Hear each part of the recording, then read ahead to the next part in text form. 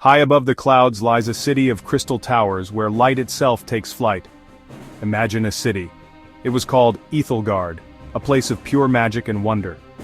When the sun rose, it didn't just shine on Ethelgard, it shined through it. People walked on bridges made of solid light. They tended gardens that grew glowing flowers. The heart of the city was the Great Prism. It gathered sunlight and stored it, giving the city its light and life. Life in Ethelgard was peaceful. The people were dreamers, inventors, and caretakers of light. They were closer to the stars. The clouds were their ocean. The prism was more than pretty light. It was power. It ran their gentle machines and kept the towers floating. Nothing bad ever happened here, or so they thought. Then a shadow fell over the city, a darkness moving too fast to be a cloud. Something was coming. It moved with a terrifying grace, a giant mechanical serpent. The sound of metal on metal echoed between the towers. Panic erupted. The serpent coiled its massive body around the great prism, screeching as metal met crystal. A bridge of light shattered into a storm of glittering fragments. The city was plunged into chaos and fear. The serpent was a nightmare made real. But when darkness rises... The day started like any other. The crystal towers were sparkling. Then a shadow fell. Smiles faded to worry. Something big was coming. A giant mechanical serpent, moving with a terrible grace. A low, grinding sound echoed between the towers. Panic erupted. People screamed and ran for cover. Its eyes glowed with a fierce red light. It wrapped itself around the great prism and began to crush the city's light. A bridge of light shattered. Pathways dissolved into nothing. Smoke choked the air. Soot stained the crystal towers. The city was unprepared. Armories stood empty. Guards disorganized. The serpent's eyes seemed to be searching for something. Maybe for someone. The city's soul was being crushed. Cracks spiderwebbed across the crystal. They needed a hero, and they needed one now. Time was running out as darkness spread, before their beautiful home was lost forever.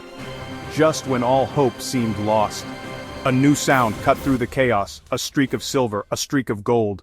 It was Lyra, a young inventor, maybe 17, her hair a mess of wild curls, goggles pushed up on her forehead. She built clever gadgets, mostly for fun. Flying beside her was Arrow, a mechanical owl she had built. His eyes were glowing lenses. He hooted in clicks and whirs.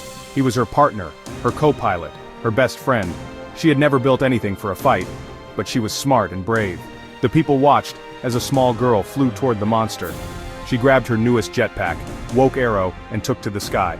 As they flew closer, the sheer size of the serpent was overwhelming. But Lyra didn't flinch. Arrow tilted his head and hooted in encouragement. They had a job to do.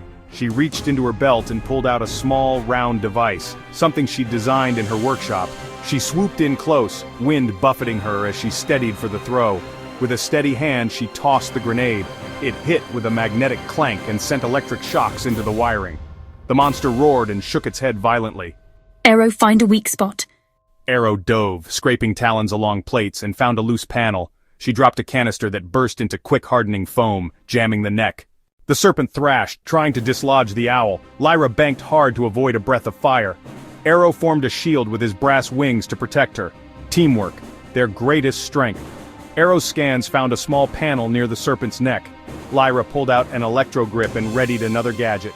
She swooped in, steady amid the storm of smoke and sparks. With a steady hand, she tossed the grenade. It sent shocks that made the beast roar. Arrow, find a weak spot. His claws scraped and found the seam. She dropped a canister meant for crystal repair. It burst open, covering the head and jamming the neck joints. The giant serpent froze in a stunned, mechanical silence. In that moment of quiet, Lyra saw something. A panel, forced open by pressure, revealed a soft, pulsating blue light. She knew that light. It was a harmonic core, her invention. It's not a monster, it's being controlled. Her technology had been turned into a weapon. Destroying the serpent wouldn't be enough. She had to get her core back. She flew to the exposed panel while Arrow kept watch. Her fingers found the core among tangled wires and pistons. With quick twists and a sharp pull, she freed it. The red eyes died. The metal body went limp and crashed into the plaza. The city was saved. Lights returned. Cheers erupted from the towers. A flicker of hope returned to Ethelgard. But Lyra wasn't celebrating. She held the glowing blue harmonic core in her hand. Someone had stolen it from her workshop. Someone had built this monster and used her invention as its heart. Who and why? The city would rebuild. But answers were needed. She knew this wasn't the end. It was just the beginning of a much bigger adventure. And this was only the beginning.